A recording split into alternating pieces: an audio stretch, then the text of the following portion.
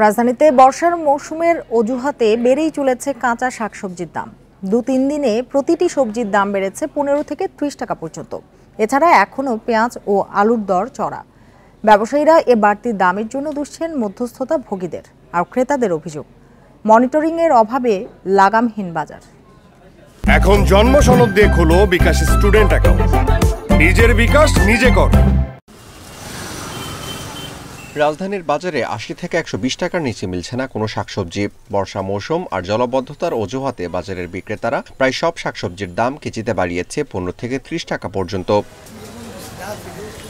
হাতিরপুল বাজার ঘুরে দেখা গেছে প্রতি কেজি কাঁচামরিচ বিক্রি হচ্ছে ২৮০ থেকে ৩০০ টাকায়, কেজিতে বেগুন ১২০, টমেটো ২০০, করলা ১১০ থেকে ১২০, গাজর ১৫০ থেকে ১৬০ টাকায় মিলছে। আলু বিক্রি হচ্ছে ৬০ থেকে ৬৫ টাকায়, আর পেঁয়াজের কেজি এখন ১২০ থেকে ১২৫ টাকা। ক্রেতাদের অভিযোগ, বিভিন্ন অজুহাতে পণ্যের দাম বাড়াচ্ছে ব্যবসায়ীরা। আজকে একটু দাম বেশি বলতেছে তুলনামূলক। এর আগেও বৃষ্টির আগে যেগুলো কিনছি, তার চেয়ে আজকে ২০-৩০ টাকা সবগুলোই বেশি।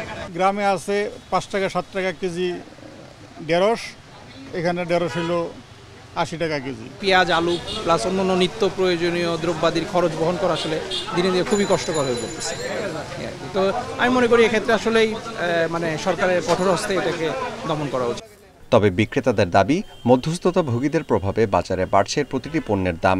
তাছাড়া ভারী বৃষ্টিতে পণ্যের ঘাটতির কথাও জানান তারা। যারা বড় বড় ব্যবসায়িক তারা দামগুলি বাড়াচ্ছে, ছোটখাটো ব্যবসায়িকরা কিছুই করতে পারে না।